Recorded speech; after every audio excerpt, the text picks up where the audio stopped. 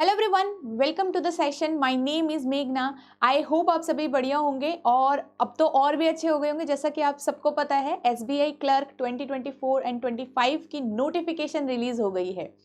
तो आप सभी इस चीज़ का काफ़ी टाइम से वेट कर रहे थे और हम भी वेट कर रहे थे, राइट। थोड़ा सा नोटिफिकेशन लेट हो रहा था और हर कोई थोड़ा सा नेगेटिवली सोचने लग गया था कि कब आएगा, ज़्यादा लेट तो नहीं होगा, ठीक है, कब एग्ज़ाम होगा। ये सारी ही जो दिमाग में चीज़ें चल रही थी हमारे, बट फाइनली ये सब कुछ कंप्लीट हो गया है और आपका नोटिफिकेशन जो है वो आपके सामने है, एग्ज़ाम टाइम आपके सामने है और अब आप एक फाइनल टाइम शेड्यूल जो भी आप प्लान है वो आप कर सकते हो, ठीक है। सो आज अब इस वीडियो में सब चीज़ें डिस्कस करने वाले हैं डिटेल में। नोटिफिकेशन के अंदर जितनी भी वैकेंसी है आपकी किस पर्टिकुलर स्टेट वाइज और क्या क्या चीज़ें एलिजिबल, क्या क्या चीज़ों से आप एलिजिबल होगे, ठीक है। एजुकेशन एलिजिबिलिटी, चाहे एज एलिजिबिलिटी, वो सब हम अभी यहाँ पे चेक करेंगे।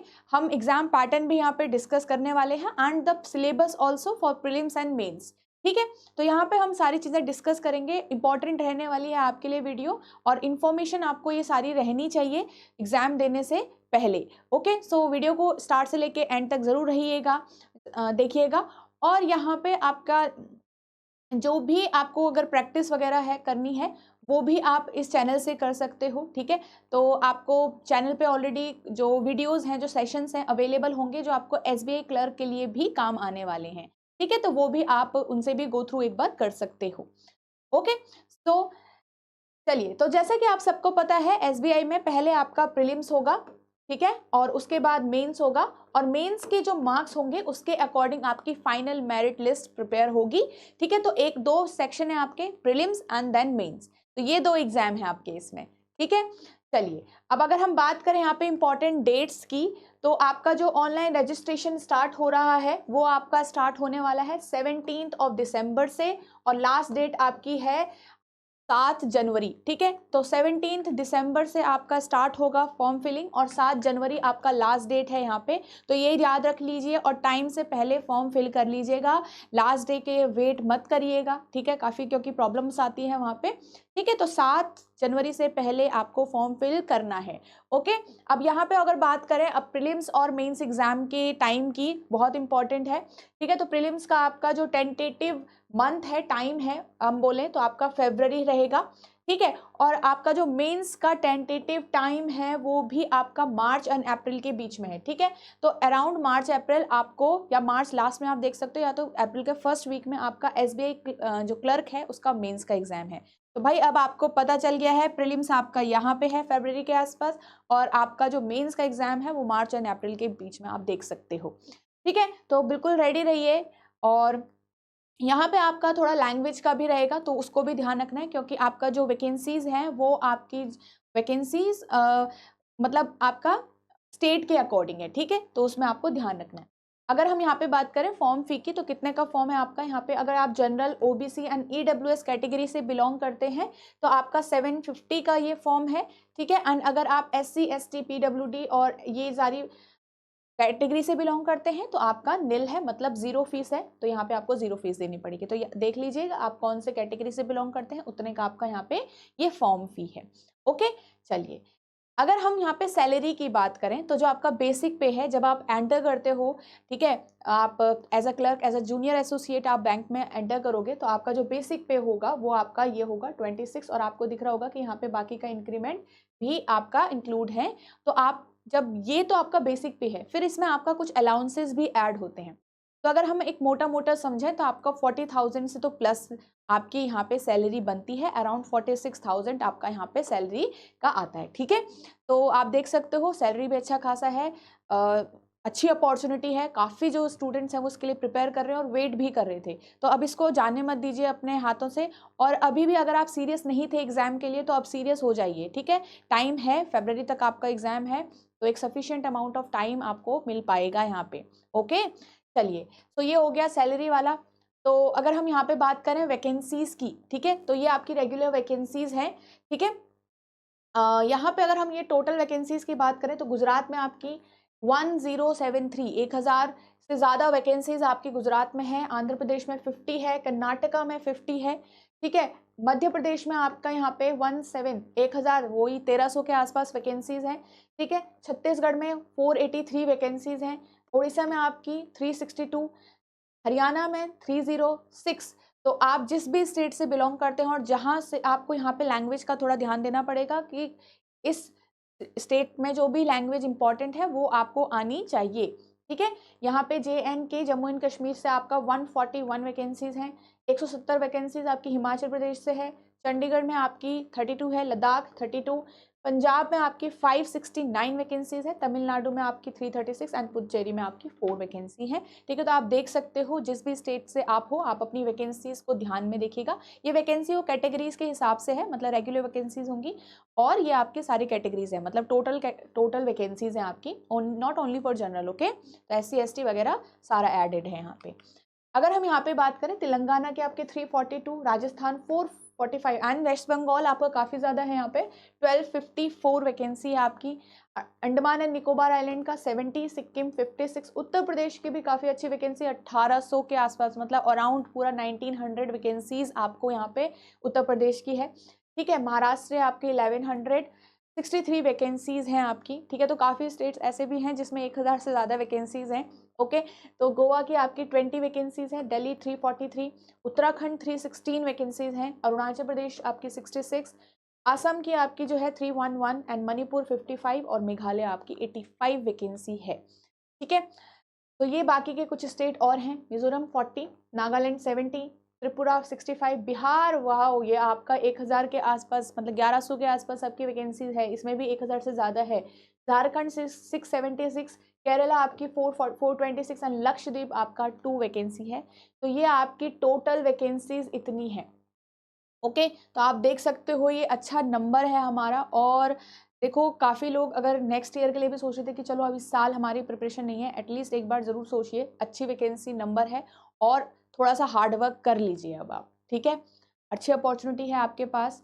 अपने स्टेट के हिसाब से देखिए कि कौन से स्टेट से आपको फॉर्म फिल करना है।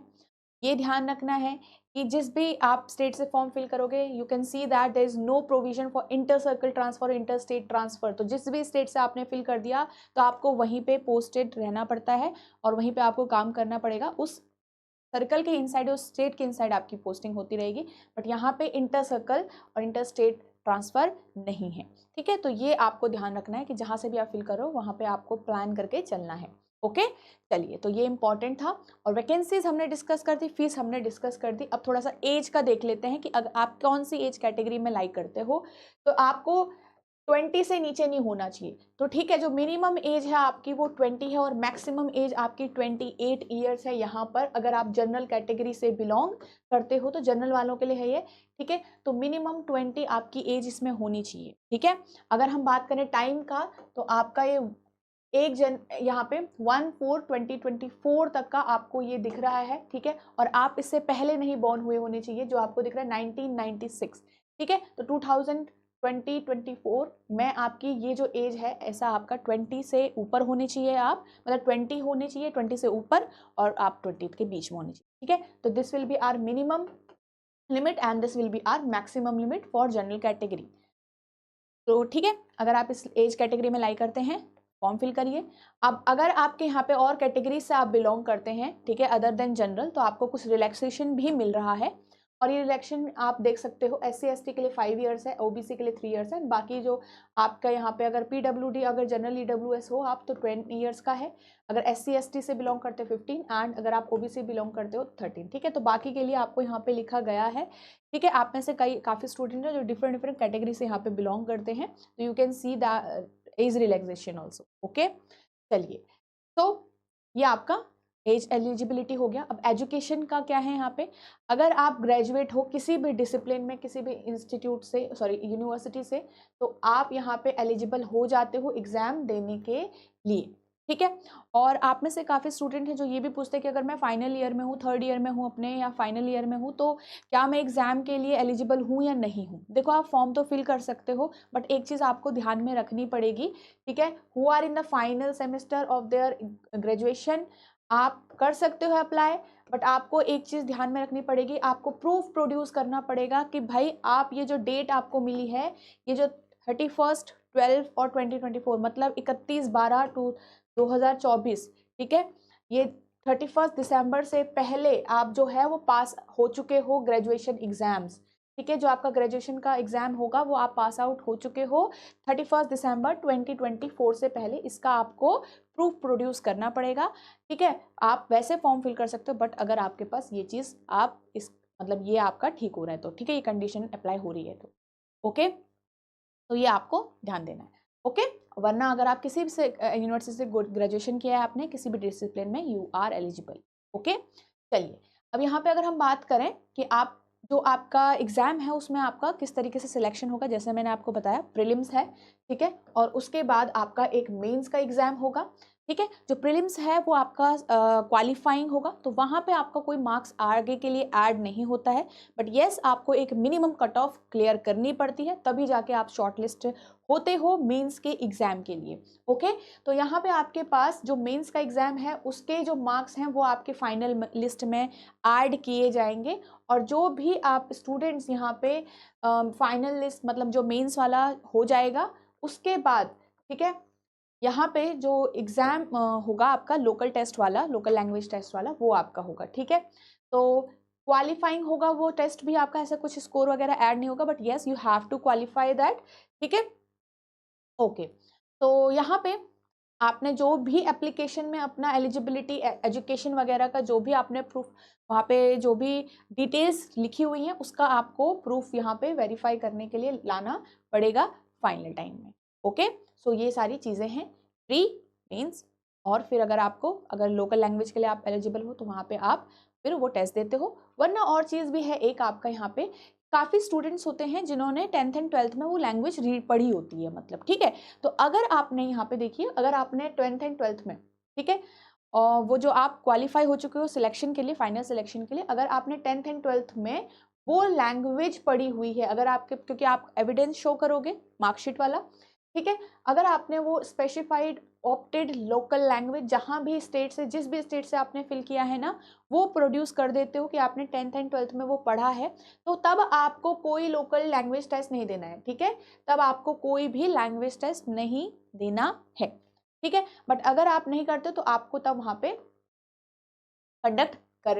कंडक्ट होगा, और that you have to qualify, okay। Candidates who fail to qualify this test will not be offered appointment, ये भी ध्यान रखिए, क्वालिफाई करना पड़ेगा, अगर क्वालिफाई नहीं किया तो आप फेल भी हो सकते हो, तो ये थोड़ा ध्यान रखना इंपॉर्टेंट चीज़ है, ठीक है। अगर 10th और 12th में आपने वो लैंग्वेज पढ़ा हुआ है, वहाँ पर मेंशन है, तो you don't have to go through this test, but yes अगर आप ऐसा नहीं है तो आपको ये टेस्ट देना पड़ेगा, ठीक है।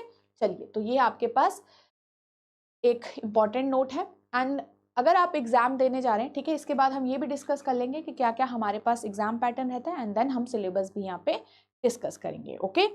तो आपके पास जब एग्जाम देने आप जाओगे तो कुछ चीज़ों का ध्यान रखना है, आपको 2 एडिशनल फोटोग्राफ्स लेके चलना है, और आपका कॉल लेटर होगा, एडमिट कार्ड होगा, वो आपको लेके चलना है, ठीक है। आपको आधार कार्ड या जो भी आपके पास डॉक्यूमेंट्स होते हैं, जो आपका प्रूफ होता है, आइडेंटिटी प्रूफ, वो आपको लेके वहाँ पे जाना है, ठीक है। 2 फोटोज, और ये सब आपको मिस नहीं करना है, ताकि जो वहाँ जाके फिर आप फालतू में स्ट्रेस ना फील करो, ओके। तो candidates reporting without photograph pasted on the call letter और विदाउट 2 एडिशनल फोटोग्राफ, अगर आपके पास या तो फोटो पेस्ट है या तो आप साथ में रखो ताकि आप अंदर जाके पेस्ट कर दो आराम से, तो आप अलाउ नहीं किए जाओगे एग्जाम के अंदर, तो भाई पहले से ही रेडी रहिए, ओके। तो ये चीज़ आपको ध्यान में रखनी है, ठीक है।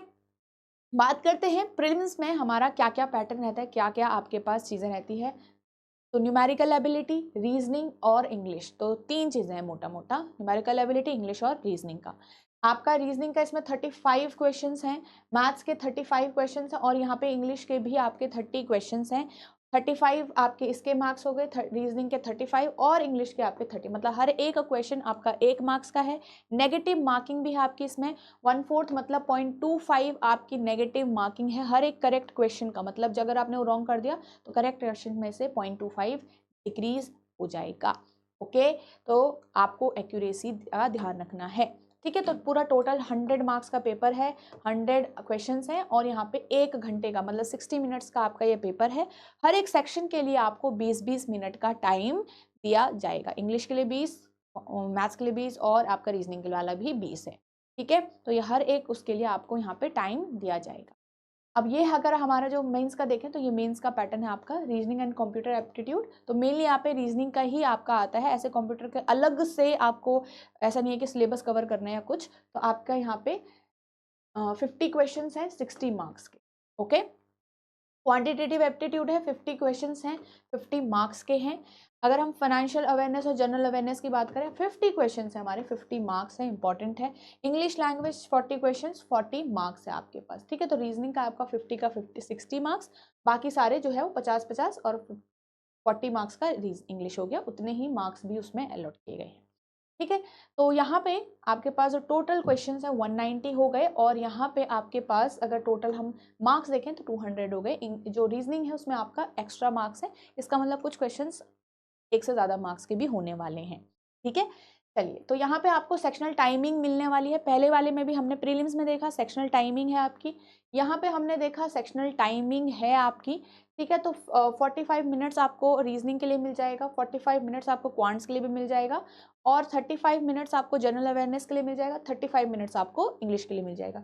तो 45 45 35 35 मिनट्स आपको यहाँ पे मिल रहे हैं, और टोटल आपको बैठे रहना पड़ेगा वहाँ पर 2 घंटा 40 मिनट तक आपको एग्जाम देना पड़ेगा, ठीक है। तो ये सीटिंग ध्यान रखना भाई, इतना टाइम लंबा टाइम आपको हैबिट बनानी है बैठने की भी वहाँ पे, ठीक है। ये चीज़ सबसे इम्पॉर्टेंट है। अब आती है कि कोई भी यहाँ पे आपकी सेक्शनल कट ऑफ नहीं होती एसबीआई में, तो बहुत इंपॉर्टेंट है ये आपके लिए और उन स्टूडेंट्स के लिए जो किसी एक पर्टिकुलर सब्जेक्ट में वीक हैं, ठीक है। तो अगर आप किसी एक पर्टिकुलर सब्जेक्ट में वीक हैं तो यहाँ आपके लिए बहुत अच्छा चांस है, क्योंकि आपको एक लो कट ऑफ, मतलब जो आपका मिनिमम बार है वो क्लियर नहीं करना है, आपको एक ओवरऑल कट ऑफ क्लियर करनी है, yes, but not any sectional cut off, ठीक है। तो अगर आप क्वांट्स में वीक हैं, रीजनिंग में वीक हैं, इंग्लिश में वीक हैं, तो आपके लिए अच्छी अपॉर्चुनिटी है, ओके। चलिए, अब आपके पास ये हो गया मेंस का, प्रीलिम्स का हमने डिस्कस कर लिया, मेंस का हमने डिस्कस कर लिया। अब हम थोड़ा सा सिलेबस की अगर बात करें, ये आपका न्यूमेरिकल एबिलिटी का सिलेबस रहेगा फॉर प्रीलिम्स। अगर आप प्रीलिम्स के एग्जाम में देखते हो तो इन चीज़ों को आपको कवर करना है।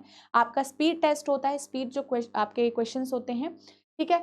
सिंप्लीफिकेशन एंड अप्रॉक्सीमेशन के क्वेश्चंस आते हैं, आपके नंबर सीरीज के क्वेश्चंस आते हैं, ठीक है। और यहाँ पे आपके पास जो क्वाड्रेटिक इक्वेशन है उसके क्वेश्चंस आपको एग्जाम में देखने को मिलेंगे, ठीक है। हो सकता है सिंप्लीफिकेशन अप्रॉक्सीमेशन आ गया, नंबर सीरीज आ गया, ये नहीं आया, या फिर तीनों आ गए, या फिर इनमें से 2 आ गया, ऐसे करके आपके पास एग्जाम में चलेगा, ठीक है। तो ये आपको स्पीड टेस्ट में 3 चीज़ें रहेगी, इनको अच्छे से स्पीड में सॉल्व करने की कोशिश करिए, आदत बनाइए, ठीक है। कुछ क्वेश्चन आपके डेटा इंटरप्रिटेशन के रहेंगे, जिसमें आपका pie chart, table DI, line chart, bar chart, ये कुछ आपके 2 क्वेश्चन सपोज डीआई के आ सकते हैं, 1 या 2 क्वेश्चन, तो आपको ये देखना है, ठीक है। अरिथमेटिक में से बाकी क्वेश्चन आपके अरिथमेटिक में से आएंगे, ratio, proportion, percentage, number system आपका, ठीक है, partnership, mixture, pipe and system, profit loss और इंटरेस्ट, बोट एंड स्ट्रीम, ये सारे चैप्टर आपको, जितने भी अरिथमेटिक वाले चैप्टर इंपॉर्टेंट है सिलेबस में, वो आपको पढ़ने हैं यहाँ पे। एंड बाकी के मान लो 5 6 7 10 क्वेश्चन तक आपके अरिथमेटिक से आ जाएंगे, ओके। और यहाँ पे नेक्स्ट अगर हम बात करें सिलेबस की, तो सिलेबस में देखिए आपका यहाँ पे क्या क्या है, सिंप्लीफिकेशन, अप्रॉक्सीमेशन थोड़ा सा डिफिकल्ट लेवल का आ सकता है, और यहाँ पे अगर हम नंबर सीरीज की बात करें थोड़ा डिफिकल्ट लेवल का आ सकता है, जैसे 2 सीरीज आपके पास दे दी गई और उसमें कुछ आपके और अदर कंडीशंस लगा दी गई, ठीक है। डेटा इंटरप्रिटेशन आपको पढ़ना है इसमें, अभी कंपैरिजन बेस्ड आपके जो क्वाड्रेटिक इक्वेशन है वो भी डिफरेंट टाइप का यहाँ पे आ सकता है, ठीक है। क्वांटिटी कंपैरिजन भी आ सकता है, जैसे यहाँ पे 1 और 2 क्वांटिटीज दे दी, बता दीजिए कि जो नंबर जो लास्ट में आंसर जिसका निकल रहा है किसका ज़्यादा है, किसका बड़ा है, किसका आपका लेस देन इक्वल है, इस टाइप से रिलेशंस आपको देखने पड़ते हैं, ठीक है। फिर आपके यहाँ पे डेटा सफिशिएंसी भी आपकी इंपॉर्टेंट है, जो आपका ये सारे चीज़ों से कवर होगा, ठीक है। तो डेटा सफिशिएंसी आप अगर अरिथमेटिक का सारे चैप्टर कवर कर लेते हो, जितने भी इंपॉर्टेंट हैं एग्जाम पॉइंट ऑफ व्यू से, डेटा सफिशिएंसी के जो क्वेश्चंस होंगे वो वहीं से आपके आएंगे, ठीक है। यहाँ पे मिसिंग टेबल डीआई भी आपका आएगा, बाकी सब तो सेम है, मिक्स्ड डीआई आएगा, कैसलेट भी आएगा, ठीक है। तो ये चीज़ आपको ध्यान में रखनी है, और ये सारा जो की पॉइंट एरियाज हैं वो आपको कवर करने हैं मेंस के लिए, ठीक है। ये आपका प्रीलिम्स के लिए था और ये आपका मेंस के लिए आपको कवर करना है, ओके। चलिए, अगर हम रीजनिंग की बात करें प्रीलिम्स के सेक्शन में, रीजनिंग आपके यहाँ पे alpha numeric series, coding decoding, syllogism, inequality, direction sense, blood relation, order and ranking से सिर्फ कंपैरिजन बेस्ड पजल आपका इंपॉर्टेंट रहेगा, सिटिंग अरेंजमेंट एंड पजल, ठीक है। तो ये सारा आपको यहाँ पे टॉपिक्स पढ़ने हैं। सिटिंग अरेंजमेंट में बात करें तो circular arrangement, square arrangement, triangle, linear arrangement, uncertain number of persons, ठीक है, यहाँ पे ये वाला नहीं आता है, ठीक है। अनसर्टेन नंबर ऑफ पर्सन्स आपका आ गया, और आपका यहाँ पे जैसे पैरेलल अरेंजमेंट भी आपका यहाँ पे आ सकता है एग्जाम में। तो ये सारी चीज़ें आपको सिटिंग अरेंजमेंट में ये वाले जो पार्ट्स हैं वो कवर करने हैं। पजल्स की अगर हम बात करें, आपका यहाँ पे कंपैरिजन बेस्ड पजल जो यहाँ पे आपका ऑर्डर एंड रैंकिंग में कवर हो जाता है, ठीक है। आपका designation based puzzle, box based puzzle, day based puzzle, floor based and floor plus, flat based puzzle, ये सारे आपको प्रैक्टिस करना है, ठीक है। फ्लोर बेस्ड पजल अलग से, month based puzzle and month plus date based अगर हम बोलें तो ये आपको यहाँ पे प्रैक्टिस करने हैं, ठीक है। तो ये आपको ये जो पजल्स का टाइप्स हैं ये प्रैक्टिस करके रखिए, ताकि इनमें से कोई भी एग्जाम में आता है तो आप वहाँ पे कवर कर पाओ, ठीक है। तो नेक्स्ट देखते हैं, अगर हम यहाँ पे बात करें कोडिंग डिकोडिंग, ठीक है, ये आपका सारा मेंस का पार्ट है अभी। तो मेंस के पार्ट में आपको logical coding decoding and conditional coding decoding के क्वेश्चंस आएंगे। अगर प्रीलिम्स में देखें तो सिर्फ चाइनीज कोडिंग डिकोडिंग ज़्यादातर पूछा जाता है, और एक थोड़ा सा जो आपके बेसिक क्वेश्चंस होते हैं कोडिंग के वो आ सकते हैं, इजी ही होगा, ठीक है, जो लेटर टू लेटर कोडिंग होती है, ठीक है।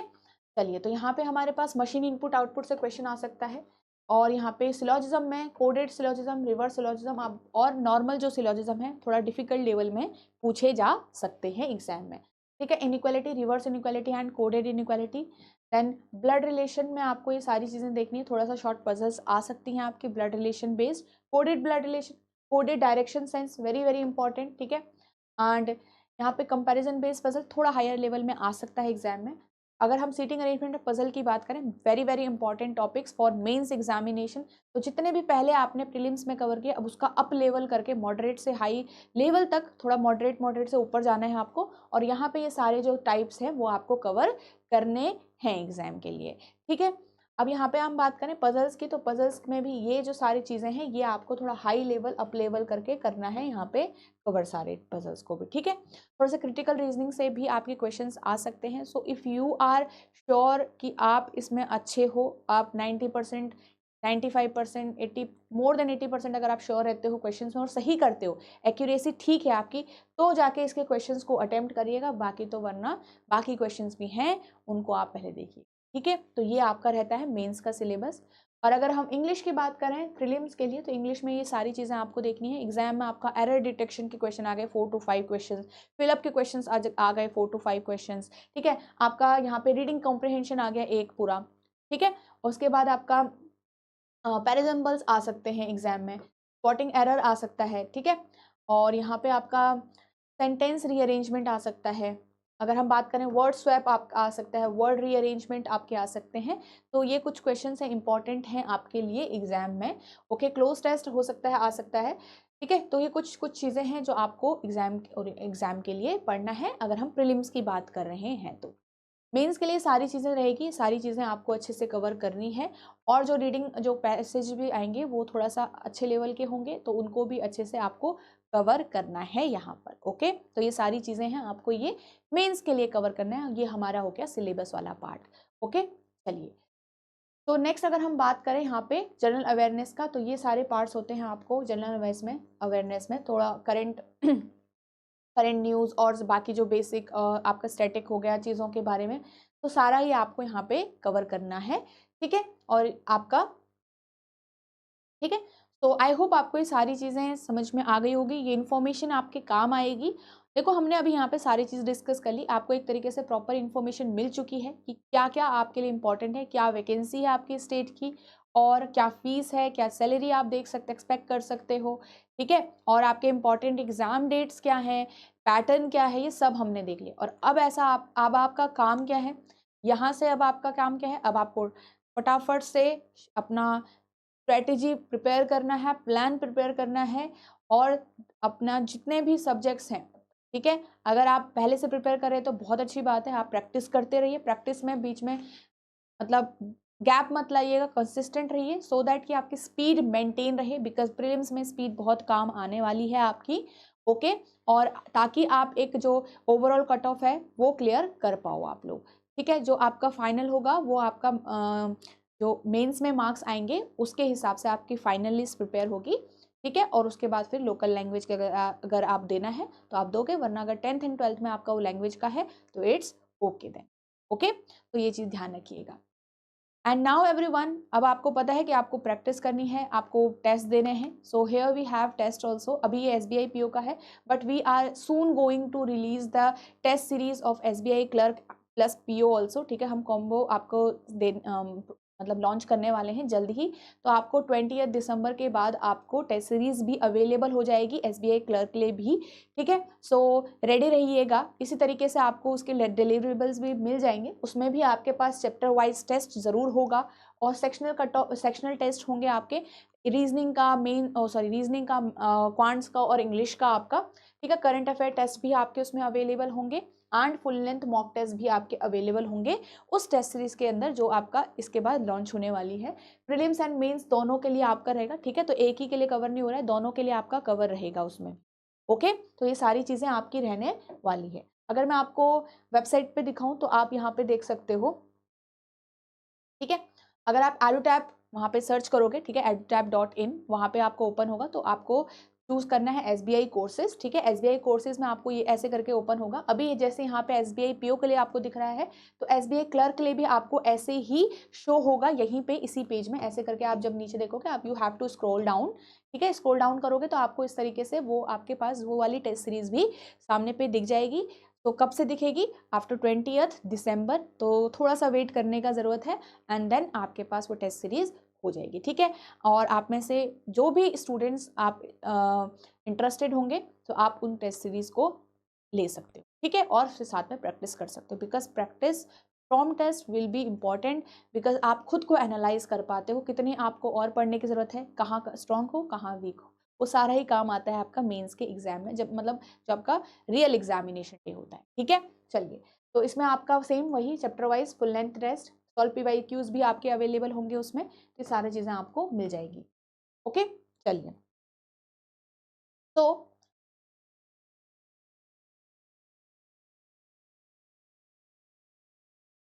ठीक है, तो अगर हम फिर से एग्जाम डेट की बात करें तो भाई देखो, फरवरी और मार्च एंड अप्रैल के लिए तैयार रहिए। और आगे आने वाले जो आपके डेज हैं इस चैनल पे आपको काफ़ी सारे जो वीडियोस हैं, काफ़ी सारे सेशंस हैं आपके SBI क्लर्क एग्ज़ाम से रिलेटेड और इम्पॉर्टेंट उनके लिए आने वाले हैं, ठीक है। यहाँ भी इस चैनल पे हम लोग प्रैक्टिस करेंगे, तो बने रहिए, ठीक है। और भी कोई और अपडेट आती है और भी आपको इन्फॉर्मेशन जो होंगी SBI क्लर्क से रिलेटेड या PO से related, we will update you, ठीक है। सो अगर आप कोई न्यू हैं इस चैनल पे तो सब्सक्राइब कर लीजिए। और आप जो आपके ऑलरेडी आप देखोगे चैनल पे वीडियोस हैं जो आपके प्लेलिस्ट बनी हुई हैं different, so you can also practice from there, तो वहाँ से भी आप उन चीज़ों को कंसिडर कर सकते हो, ठीक है। और आगे आने वाले सेशंस में भी आपको ये प्रैक्टिस सेशंस मिलते रहेंगे, ओके। तो मंडे टू फ्राइडे आपके वहाँ पे भी सेशंस होते हैं, okay. So that's all for today everyone. I hope this video will going to help you. And इसके बाद अब आप थोड़ा सा अब नेगेटिव थॉट सब आपके मन से दूर हो चुके होंगे। अब नोटिफिकेशन आ चुकी है फाइनली, जिसका आप वेट कर रहे थे, अब बस लग जाओ, अब पढ़ना शुरू कर दो, ओके। तो तब तक, अब जब हम नेक्स्ट वीडियो आपकी जल्दी लेके आएंगे, ओके, विद न्यू इन्फॉर्मेशन, और अगर हमें कुछ और अपडेट आपको देना होगा तो ठीक है। और तब तक के लिए अच्छे से प्रिपरेशन करिए।